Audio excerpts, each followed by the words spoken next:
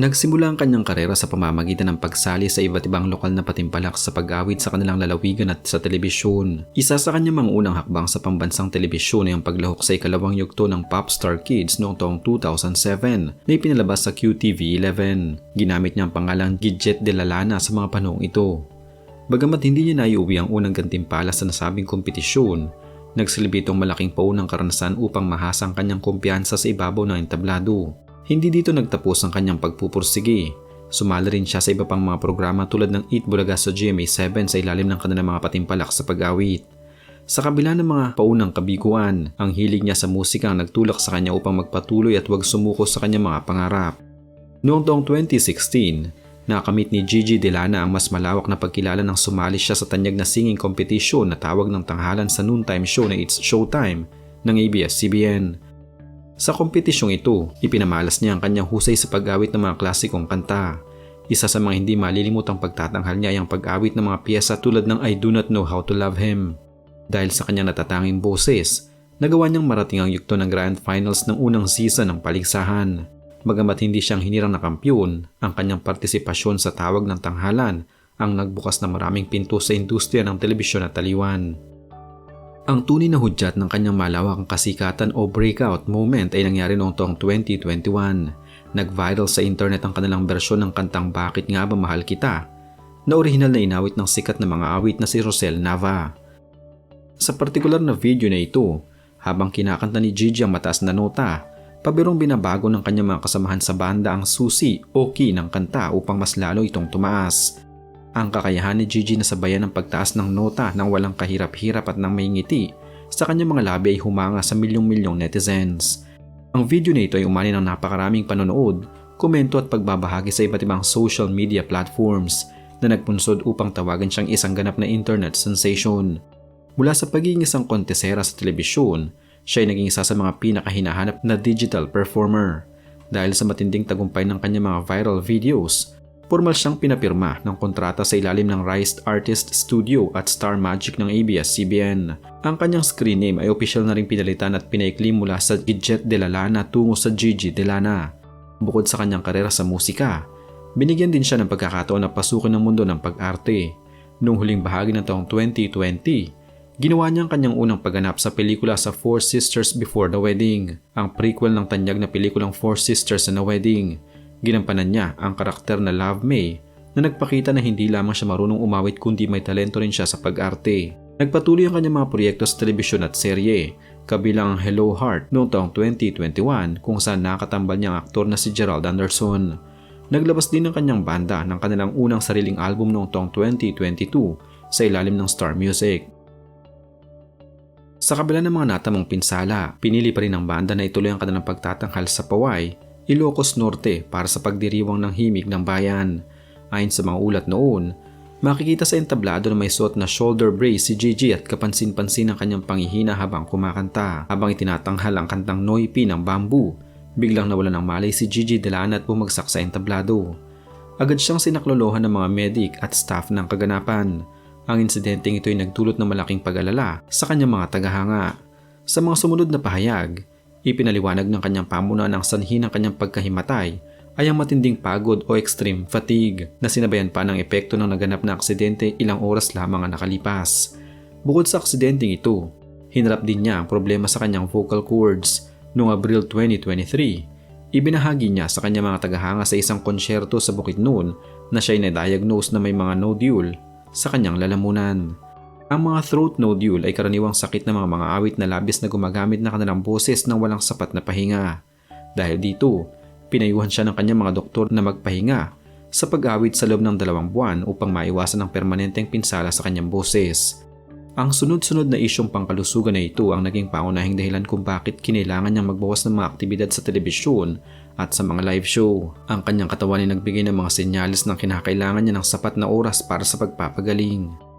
Isa pang pagsubok ang dumating kay Gigi De Lana noong Mayo 2024 nang pumanaw ang kanyang ina matapos ang mahabang laban sa metastatic breast cancer. Ang pagpanaw ng kanyang ina ay nagdulot ng napakalalim na sugat at lungkot kay Gigi dahil kilang mag-ina sa kanilang mga mahigpit na ugnayan. Ang kanyang ina nagsilbing kanyang lakas, Inspirasyon at unang tagahanga mula pa noong nagsisimula pa lamang siya sa maliit na patimpalak sa Laguna. Ang emosyong dulot ng pagkawala ng magulang kasabay ng mga pisikal na sakit na kanyang nararamdaman ang lalong nagtulak sa kanya na lumayo muna sa pampublikong mata upang bigyang daan ang proseso ng pagdadalamhati at emosyonal na paghihilom. Kamakailan lamang, muling nabalisa ang mga tagahanga ng mga awit nang makaranas muli siya ng isa pang insidente ng pagkahimatay sa entablado.